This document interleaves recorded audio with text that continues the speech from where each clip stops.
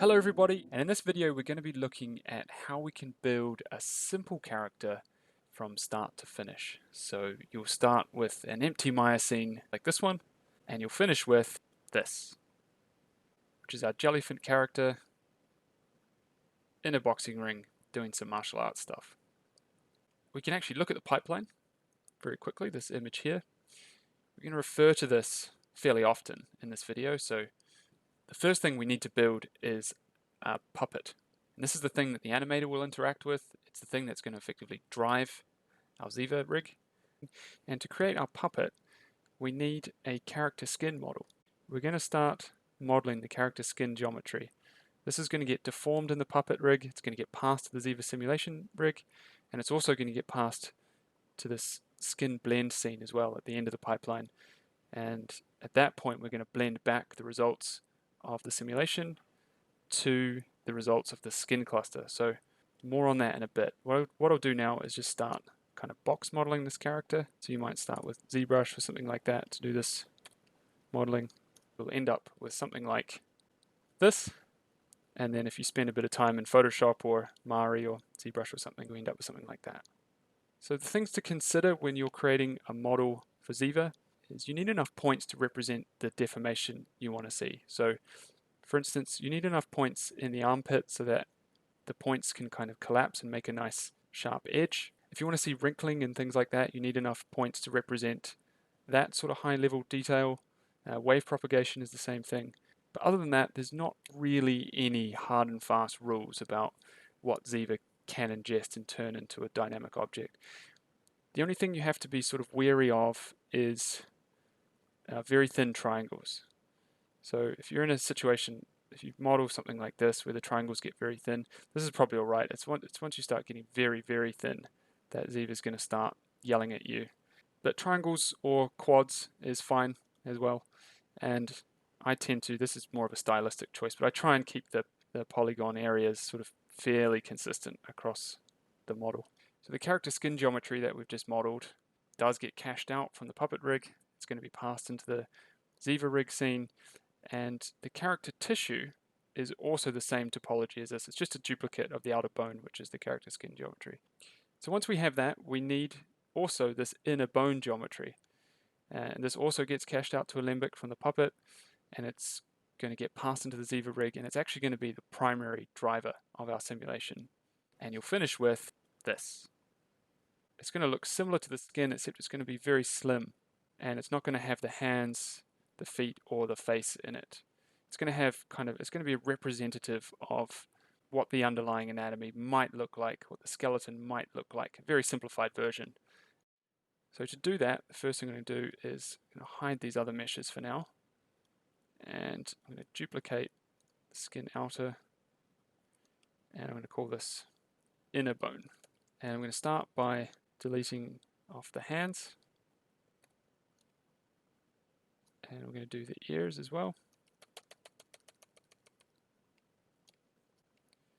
And I'm going to delete the face. So it's going to end up looking a little bit morbid. So now we actually need to fill these holes, and there's a great tool that I use for this. You can just use the normal Maya modeling toolkit if you wanted to. There's a great tool called Mesh Mixer, which I sometimes use for this stuff. So I'll just quickly show that. But we need to export this to OBJ first. And this is Mesh Mixer here, so I'm going to import that model, and basically you can do a smart fill of these areas. So if we can select here, make it smaller, and then I can double click, and you get the border edge loop, and if I hit F, it does a fit. That's pretty cool. And then I'm going to accept that. Clear selection, go back to select, and do the rest of them. Alright, so now that I've plugged up all the holes, I'm pretty happy with that. I'm going to export this out again. And this is the inner bone, no holes. And I'll bring that back into Maya. And I can delete the old one, or hide it. And at this point, I can start kind of pushing the mesh around. So I'm going to use the sculpt tools for this. And just use the grab tool. You can see it's already got symmetry on. And what I'll do is bring back the other mesh. And I'm just going to start pushing this stuff in. Push it this way as well. So this ends up needing to be quite thin.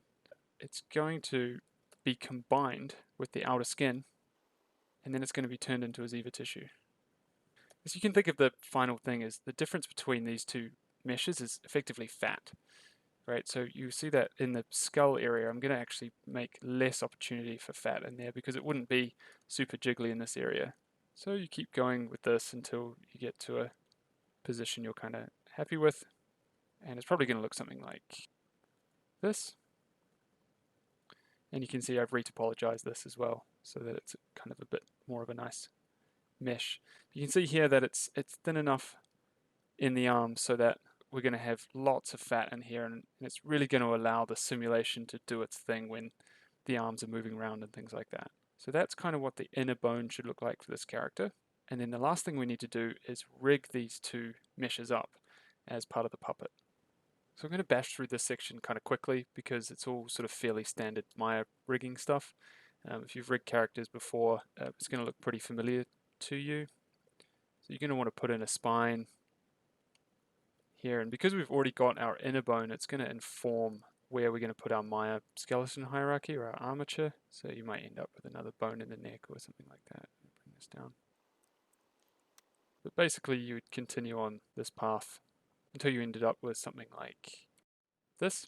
And so you can see this is just a single joint chain here, and at this point you might go in and start putting some IK chains on here, some controls for the fingers and that sort of thing. Things that we're most interested in the puppet, the deformation of the face, so the facial rig. And we want to have some nice kind of deformations for the hands and the feet and the tail if there is one. Wouldn't really worry too much about the tail on this character. And then if we go back to our character pipeline again, it's those parts that we keep in the skin blend.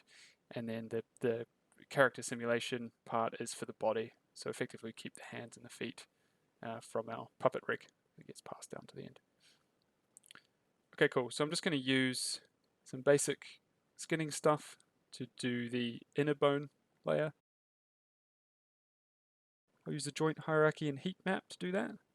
So actually, if I hide this now, let's just see what. And then I'm actually going to do the same thing for the outer skin as well. So skin, mine skin. It's going to use heat map as well. And so for your characters, you might have a full control system on top of here as well. In my case, I've just retargeted some mocap to this character's proportions, so I can import that in now and just see how it looks. So I have it saved as FBX. So import that in, import, and so now that motion is on the skeleton. And you can see it's doing some stuff. So let's have a look at the inner bone as well. The inner bone's actually pretty good. We might smooth out the weights a little bit, or maybe a delta mush on here, just to stop it self-intersecting. Ziva doesn't really like when things are self-intersecting, so we might put a delta mush or something on there, or smooth out the weights to avoid that. If we go back to the outer skin, because this is the thing that the animator is going to interact with, we probably want to clean up the body weights so that the chest and the belly don't collapse. And even though, going back to this, the character tissue is going to basically overwrite all the body stuff, so you never see all this kind of bad deformation. When you're giving it to an animator, they're going to sort of want to get a better approximation of what the body's doing so they can get silhouettes and things right. So I would go in and paint those skin cluster weights as well to do a slightly better job of this. Okay, so here's my rig now. My puppet rig has got some slightly better skin cluster weights painted on here. And then I've also got this little offset rig that's riding on top of my motion capture, so I can sort of make adjustments to the performance. So the hands are going to get blended back, so we need to make sure those are kind of nice. And I'm pretty happy with those. And then I guess the feet are doing what the feet are doing, that's fine. Those are the two most important areas for this because it doesn't have much of a facial rig at this point. Cool, so now we're actually ready to bake stuff. We're ready to cache this mesh out to Alembic. So I will select it, and then under the cache menu, Alembic cache, you need to make sure that you have the plugin loaded, by the way. Alembic cache, export selection to Alembic, and I want to do 240 frames, and then I'm going to send it to a new directory. I'm going to call it bakes, and this is martial arts, and this is going to be outer skin cluster,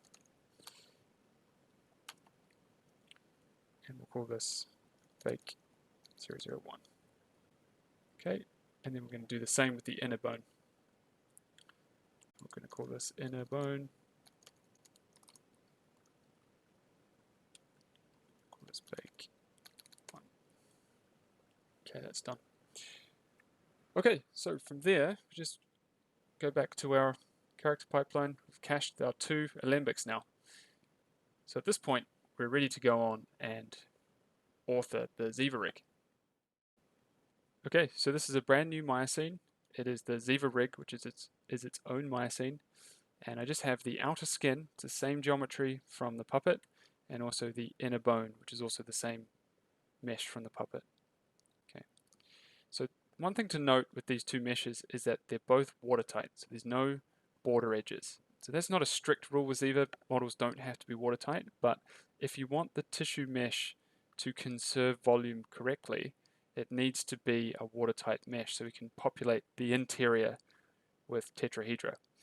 And we'll talk about that stuff in a minute, but that's kind of a key component to getting the right kind of volume conservation. And then on the inner bone, we need to reverse the normals. Actually, first I'm going to duplicate these. So we'll keep those around. Now we have these duplicates. So I'm going to reverse the normals on the duplicate. So now they're all pointing in, and these ones are pointing out. And then I'm going to combine these objects together. So mesh, select them both, and then mesh combine. And I'll delete history and delete these old nodes. And I'm going to call this jellyfin tissue. Cool. So from here, I can make a Ziva tissue object. With the Ziva plugin loaded, we have 3 menus here. This one on the left is primarily to do with authoring characters. So we'll start here. And then with our object selected, I'm going to come down and I'm going to select Add Simulation Component Tissue. And you can see we got a bunch of new stuff. So the solver node here tells us some general things about the system. We can talk about that stuff later. And then on the tissue, you'll notice that we got this latticey looking thing around the character. So in Ziva, all the magic basically happens on this latticey looking thing, which is what we call the tet mesh. And then our original object is embedded within that. So if I play this back now, the jellyfin's just going to drop in space. Because it doesn't have anything else to attach to, it doesn't know anything about the inner bone or anything else in the system. So the next thing I'm going to do is convert the inner bone mesh, which was this one. I'm going to convert this to a Ziva bone object. So under the Ziva menu, add simulation component bone. And if we isolate it and the solver, you'll see that there's these draw points on here to tell you that it's a Ziva bone. And Ziva bones can be driven, they're kinematic, so they can be driven by a deformer, they could be driven by an alembic cache, they can be driven by any normal way that you can drive a mesh in Maya, but they are not dynamic. So we use the deforming Ziva bone to drive the dynamic object. So now I have these 2 objects in the scene. If I play it back now, nothing's really going to change because we haven't told the tissue to follow the bone yet. So what we need to do is make an attachment. So if I select the inner bone first and then select the tissue, under the Ziva menu I can come down to Add Simulation Component and select Attachment. And what it's done is for every vertex on the source object, which is the object I had selected first, it's created an attachment point to the target object, which was the tissue. So now when I play this back, the jellyfin tissue is going to kind of stay in place a little bit more. and you can see there's some dynamics on there. So this tet mesh, this lattice thing around the jellyfin here, this is what I would consider to be a very coarse tet mesh. It's very low resolution. So we can actually increase the resolution of this and start to see a bit more dynamics. So if you look in the channel box here, you'll see a whole bunch of nodes that have been associated with this mesh. And so I can change the tet size. I can make it smaller, which will increase the resolution. So I could make this something like 15. And you can see that the lattice now is higher resolution. So if I play this back, you should start to see a little bit more interesting motion coming in. You can see that the trunk now is a bit more free to move. The belly has a little bit more jiggle in it. And we can go even lower than this. We could go to something maybe like 12 and start to see a few effects. So now what do we do if we want the tissue to follow the martial arts animation that we had before? So what I'm going to do is import the cache of the inner bone. So let's navigate to that.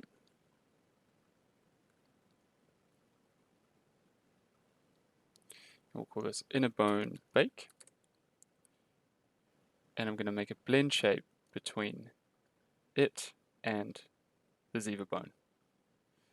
So the bake here first, then the inner bone, and then under the rigging menu, deform blend shape. And I'm going to set that inner bone bake target to 1. Cool, we can hide the inner bone bake now. And then when I play this back, you're going to see the jellyfin doing some stuff. So you can see it's not quite right yet. If I select the tissue, you see the tissue moving around. It's still quite coarse. That's why everything looks a bit blocky, but we'll address that in a minute. The hands are also floppy, so you'll remember that everything between the inner bone and the outer skin is a tissue. So at this point, the hands don't know how to form the fists yet because there's no input telling the tissue how to do that. So we can go ahead and make the tissue mesh higher resolution by adjusting this value. I'm going to take it right down to 6. So just a note on playing back these simulations, you're going to want to make sure one of these two options is selected. Because it's a simulation, each frame is dependent on the frame before. So that means you can't scrub the timeline and things like that without a cache. So just to make sure that you have one of these selected. So I'm actually going to add a cache now. So Ziva has this cache option to add. This is more of a preview tool for authoring so that you can scrub the timeline and inspect choices and things like that. So if I play this back now, you're going to notice that the simulation slows down a bit, and that's because our tet mesh is now a higher resolution. It means there's more dynamic elements to compute. So you end up trying to find this balance between having a tet mesh that's high enough resolution to support the deformation that you want to see, but then low enough so that it's not unusably slow. So there's a balance in there somewhere, and that's finding that balance is part of the authoring process. Cool, so now I can scrub this timeline. Because I have a cache, you can see there's this little cache draw thing up here, so we have 66 frames cache that we can scrub now. The next thing I'm going to do is import the cache of the outer skin. And we'll call this outer skin bake. I'm going to convert our outer skin geometry that we already had into a Ziva bone and make a blend shape just like we did before. So the skin bake is the driver, deform, blend shape to the outer skin, hide that, and then we need to turn the blend shape target to 1 so it's always live. And then I'm going to grab some vertices here for the hands and also some for the feet, and I'm going to make an attachment to the tissue. And so now when we play this back, you're going to see that the hands can kind of form fists, and when we do self collisions later, we'll get a better result there. And you can see the hands are forming fists now. These won't be the final fists because remember we're going to be blending this back later on. but it is going to give us something better for self-collisions. So at this point, what we can do is actually turn self-collisions on. So to do that, the first thing we need to do is turn on collisions globally on the solver node. So I'll select that, and then I'm going to turn collision detection on. And then I'll select the tissue. Every tissue has a Z tissue node here. This has some properties about the tissue itself. And so I'm going to turn on self-collisions here as well. I'm going to clear this cache. The other thing we need to remember to do is turn collisions off for our bone objects. So those are on by default. If I played this back now, this outer skin is going to be colliding with the tissue mesh, and that's not what we want in this particular case. So we're going to turn collisions off on the outer skin, turn them off on the inner bone as well. So just like with tissues, every bone object gets a Z bone node, so we have some properties about the bone there as well. Cool. So I'm going to hide that outer skin now, and I play this back. Okay, so from here on, I'm probably going to, because the simulations are starting to slow down as we add collisions and more complexity to the scene, I'm probably going to be cutting the video a little bit more and just showing the cache of what we got after the simulation, and then that way we'll keep the runtime down. Okay, great. So if we scrub the timeline now, you see that Ziva's starting to draw these green points here, and this is telling us that Ziva's found a self intersection and it's trying to resolve it. So you can see now that the fists are starting to push the belly around. Also on frame 13 here, you can see that the trunk is colliding with the belly, and it's saying, okay, we need to resolve that, and pushing the trunk back out. So with that done, I can start changing some other properties of the system now. So if we look on the solver node, you can see you have this integrator option here. It defaults to one called backward Euler. We actually have 3 other ones here, and these give you varying degrees of liveliness. So if I change this to TR-BDF2, it's going to be the most lively solver. So just by changing this and playing back the simulation, you should start to see some more jiggle and secondary effects happening in the system. Okay, so you can see that that belly is much more jiggly now. And there's a bit more going on in the ears and things. So that's quite a nice way of just getting a little bit more liveliness out of the solver by changing the integrator. So the next thing I want to do is have different parts of the character perform differently or have different material properties. So you can see with the object selected, if we open up this Z material node here, we have some properties about materiality. So Young's modulus is effectively stiffness, Poisson's ratio and volume conservation. These are all about volume conservation. You can change things like density, and we can talk about these other ones later. But if I wanted to say have the belly to be softer than the rest of the character, I can create a material layer here. So with this object selected, under the Ziva menu, I can add tissue property material layer. And these layers work a bit like layers in Photoshop. So the one on top takes precedence, and you effectively paint an alpha map to reveal the material underneath. So let's call this base, Z material, and I'll call this one belly, Z material. And I'll make the one for the belly a quarter of the stiffness. So these two values, you see this a lot in Ziva where you have an attribute, so in this case Young's modulus, and then Young's modulus exp, which is exponent, and these two values multiply together to give the final effect. So this just means you don't have to manage a bunch of zeros in your attributes. I need to paint the weights for this material. So if I isolate select here, come down to paint, Z material, belly, Z material weights. I only want the vertices for the belly. And let's not forget that we have the internal Z bone as well, so it's important that we paint not just on the outside but on the inside as well, so the interpolation happens correctly. Bring up the tools, and I'm going to replace everything else to 0, which will reveal the base layer in those areas. Okay, we can smooth that map a bit if we like. So now when I play this back, the belly is going to appear a lot softer. Alright, so if we scrub the timeline here, you can see that the belly is much softer now, and we're getting some pretty cool wave propagation effects as the punch happens. And maybe this is too soft, but it's really up to you when you're authoring your character what sort of effects you want to see. But the key thing to see is that the belly has internal structure. It feels like a solid object. It feels like a fatty tissue rather than, a cloth sim or something like that. So there's no limit to the number of material layers you can add. If we look at the head, you can see the head's still pretty jiggly, and I might go ahead and make another material and just do it for the head. And so the head ends up being stiffer than the base material, and the belly being softer again. So that's a really cool feature. You can have spatially varying material properties. The next thing I want to look at is the trunk. You can see the trunk is doing some pretty cool stuff. You have this pretty sweet wave that propagates down through the punch,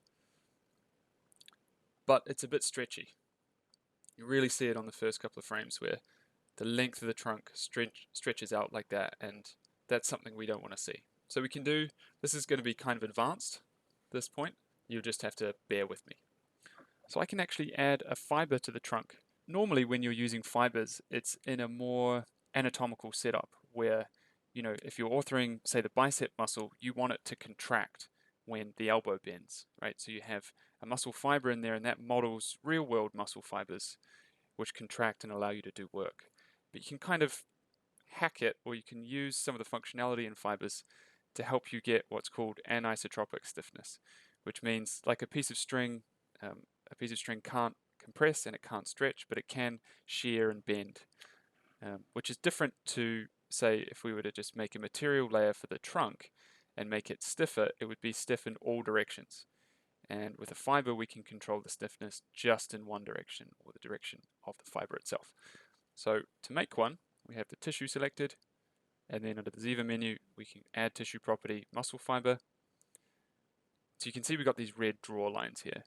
And because we're only interested in what's happening with the trunk, I'm actually going to paint the weights of the fiber to 0 everywhere else. So you can right click on here, come down to Paint, Z Fiber Weights. I'll select everything that isn't the trunk and paint the weights to 0. And now I need to change the direction of the fiber, because right now it's not really pointing along the length of the trunk. So there's another map on here that we can use. So we come down to Paint. I'm just right clicking here and selecting the Paint menu. You can select endpoints. So initially Ziva gives you some endpoints. It tries to pick them automatically. So if we isolate this, you can see it's picked one here as white and one here is black. We want to change those. So Ziva is going to try and figure out the fiber field direction based on those endpoint maps. So I'm going to paint this end of the trunk to black. It doesn't matter whether you paint it black or white, they just need to be different. And you can see as I paint that, things are updating in the viewport. So actually that fiber field direction is pretty good. You can get even more control here by painting white in other areas. So you can see that it's updating as we paint. Okay, so I'm pretty happy with that. If we go to the channel box and open up the node, Z-Fiber node that we made, you can see we have some attributes here. So we have strength and strength exponent. We have excitation. So just to illustrate what excitation actually does, we'll do this first. So I can set some keyframes here. Key select over 10 frames. I'm going to set it to 1. See the color changes, telling us that this fiber is being excited now. So this is effectively contracting the tetrahedra that the fiber is affecting. Okay, so if you scrub the timeline now, you can see that the trunk gets shorter over the frames that we keyframed. So the other thing that's happening is that when the fiber contracts, the trunk actually gets stiffer in the direction of the fiber field. So we want the stiffness behavior without the actual shortening for our trunk. And that should give us the effect that we want. Go back to the fiber. I'm going to delete this keyframe now. And I'm just going to set this to 1 to be on all the time. And I'm going to set this attribute here, contraction limit, to 1 as well.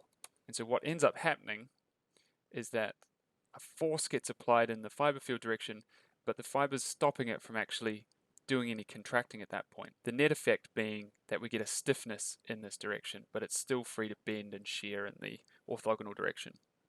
I'm also going to make the strength a bit stronger, 10 times stronger in this case. So I'll change this from 10 to the 3 to 10 to the 4. And now when I play this back, the trunk is going to preserve its length a bit better. Alright, so everywhere that I have a fiber, it's now stiff in the fiber direction, and it can shear and bend in the orthogonal direction, which is exactly what we want. Okay, so at this point I'd like to revisit the tet mesh. So one thing you might notice is that if we look between the legs here, and we scrub through the cached sim, you can see that the tet mesh is actually welded together between the legs. And that's because we don't have a high enough resolution tet mesh to allow these two surfaces to separate. So if I was to go back to the ZTET node and set this to an even lower value, maybe 5, we can see now that the tets are not welded. But remember, the lower you set this value, the more tetrahedra, the more dynamic elements you're going to have in your scene, and the slower it's going to run. So in order to optimize it, you might have areas of your mesh which have a higher resolution tet mesh than others. So I'll go back to the ZTET node, and I'm going to change tet size to be 10. So it's going to end up looking quite coarse again. So the next thing to do is paint the ZTET weights. I'm going to flood the weights to 1. And you'll notice now that the tet mesh is higher resolution. And that's because this map that I just painted is multiplying against the surface refinement attribute, which is a bit like subdivisions in Mesh Smooth, if you're familiar with that. So the higher this value, the more dense your tet mesh will be in the areas where your map is painted. So now I can go ahead and paint a value of 0 where I'm not so interested in having a really dense tet mesh. So in this case, I might be able to get away with a coarser tet mesh on the trunk and the head.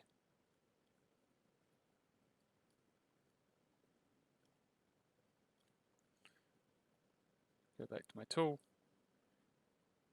then flood to 0. See now the tet mesh is more coarse in those areas. Need to make sure the maps are painted well.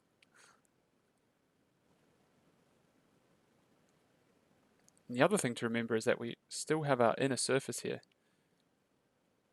We want to paint on that inner surface, so if I double click in face selection, I get all the faces. I can switch to vertices, and then I can select the inverse, which is Control-Shift-I, and then I can isolate that and paint on that. Go back to the tool and paint that also to 0. Okay, so the other thing I wanted to mention was if we select, just isolate the tissue and the solver for a second, and select the camera, change the clip plane here. Okay. It's a bit hard to see, but this interior portion of the character is actually populated with tets at the moment. We're not really interested in having tetrahedra inside the inner bone. So because this is a watertight cavity in here, we can actually remove the tetrahedra in here and optimize the simulation a little bit. So go back to the ZTET node. We can change fill interior from filled cavities to empty cavities. And now it hasn't meshed inside the inner bone portion of the character. So the sim should be a bit faster. Okay, so the last thing I want to talk about in this portion of the video is substeps. And substeps is found on the solver node. And so the default value is 1, which means the solver will solve once per frame. If I set this to 2, it's going to do a solve on a subframe, on the half frame level. If I set it to 4, it'll do 4 steps per frame. So the quality of your collisions will get better. The quality of the wave propagation, the secondary motion, the quality of all those things goes up when you increase substeps. So I have another scene here where we can look at a comparison and see if you can see which of the bakes was solved at 1 substep and which one was solved at 4.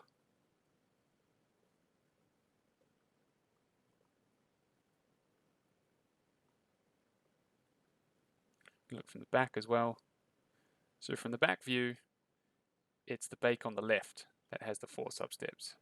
It gets pretty wild there at the end. You probably want to tone down the secondary motion at the end there, but I've left it nice and jiggly so that you can really see the difference.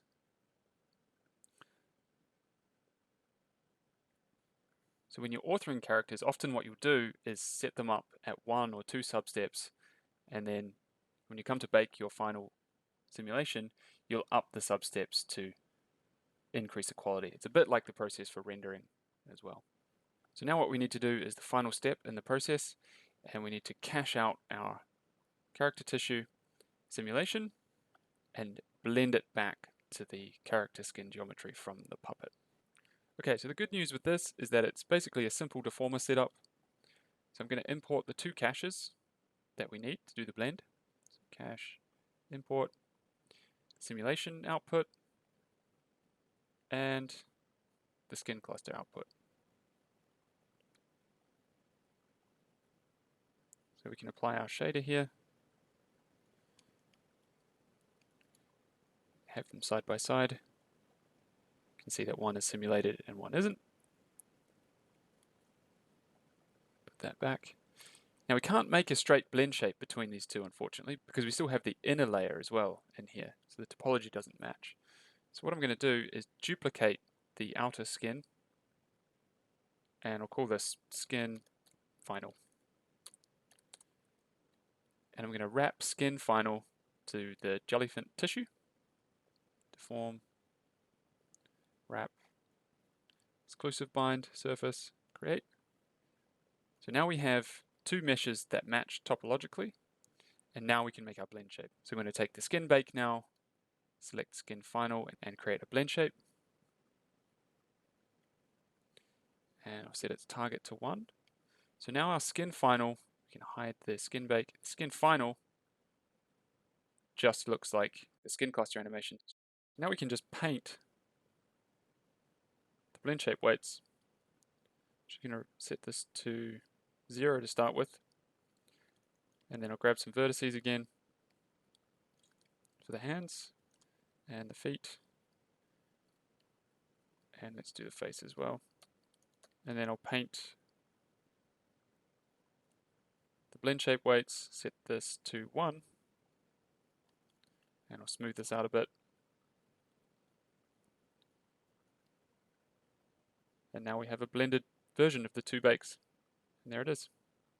So you might make this a bit more generic. You might have an extra layer so it's easy to swap out bakes. And then the last thing to do here would be to add in the eyes and the eyelashes, wrap them to the head, and then cache everything out and put it in the boxing ring. And here's what it looks like once again. So I went for a higher resolution tet mesh with this, and I had some extra materials. I ended up making the material for the head. Ziva Solver has a thing called stiffness damping, which tones down how wild the secondary motion can get. But you still have a lot of nice kind of local motion there. You can see it from the back as well.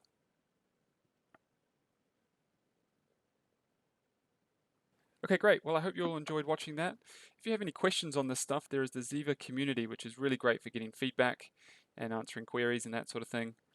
But yeah, I think I'll wrap up here and say thanks very much for watching.